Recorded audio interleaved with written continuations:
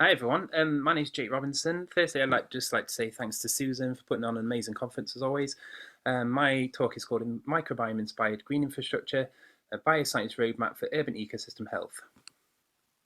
So long-term urban ecosystem resilience to environmental challenges depends on our ability to restore and manage the landscape with the unseen foundations of our ecosystems, the microorganisms. So microbes are the invisible biodiversity around us. They're the glue that holds our ecosystems together.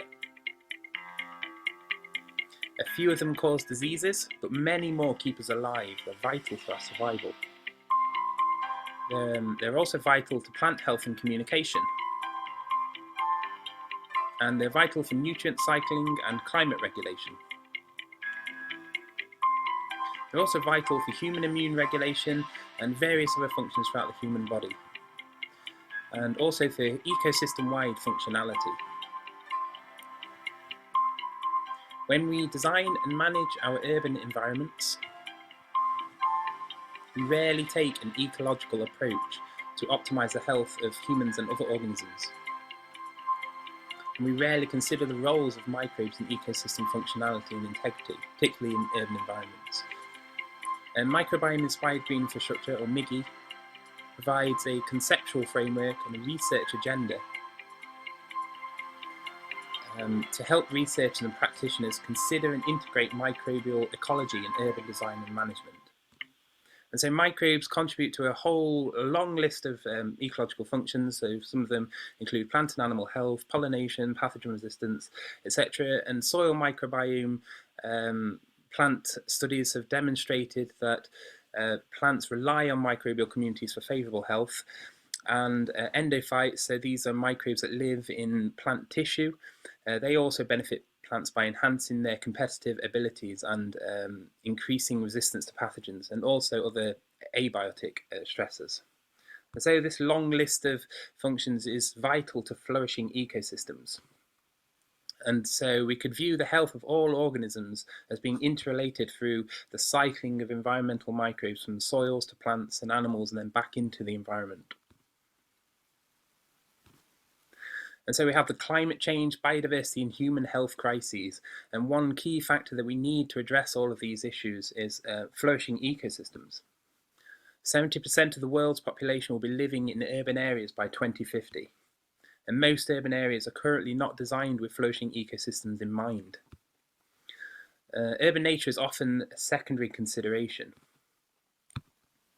Often when urban trees are planted, 30 to 50% die within the first few years of life. We typically treat them like furniture instead of the complex ecological systems that they are, with explicit considerations for the microbial partners or symbionts. So in addition, the byproducts of urbanization, so pollution, which can take the form of air, light or noise pollution, along with heat stress, affects the entire ecosystem. So it's not just direct health effects for humans, it actually affects microbial communities and it can have all these cascading impacts throughout the ecosystem. And so really cool research going on at the minute on microbe-mediated local adaptation. So this is where plant genotype has higher fitness because it can adapt by associating with the local microbiota. And a research called Rennie Petipas recently showed that plants grown in association with microbes from stressful environments outperformed plants grown with microbes from non-stressful environments when they were transplanted to these stressful environments. And so the microbes themselves adapted to these stressful environments and provided this adaptability to the plants themselves. And so could trees grown in with urban associated microbes do the same thing? This is what I'm wondering.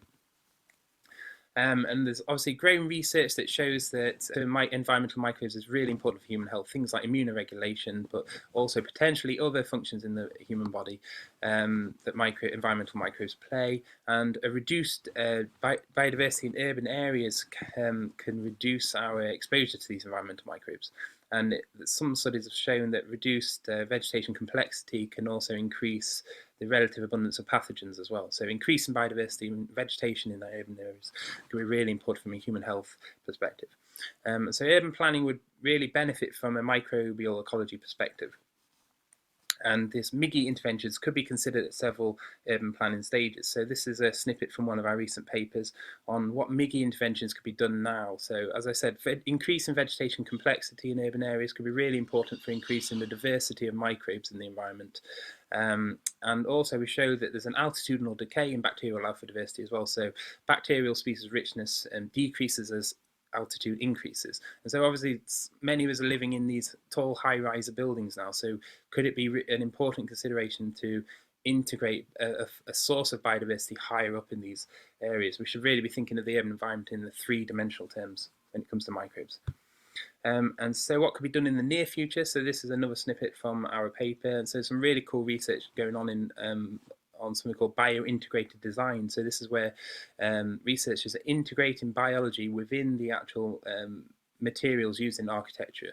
So these could be to enhance the local microbiome, or it could be for things like bioremediation, so the degradation of pollution. And so there are several challenges associated with MIGI. So more research is needed to gain a comprehensive understanding of urban microbial ecology. And there's the issue of stakeholder fatigue. So it could be someone else's problem or not aligned with commercial goals.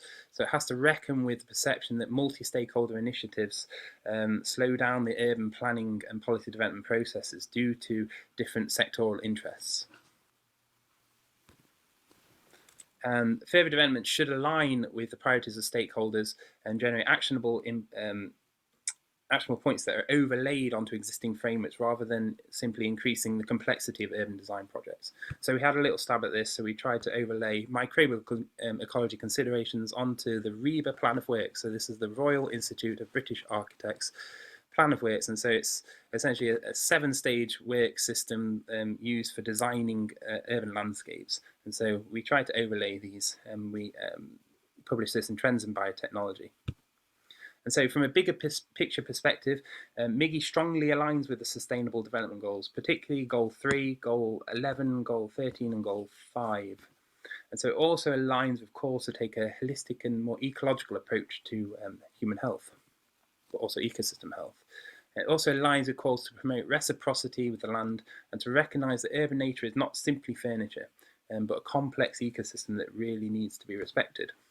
And also that microbes play a foundational role in this system. Thank you very much.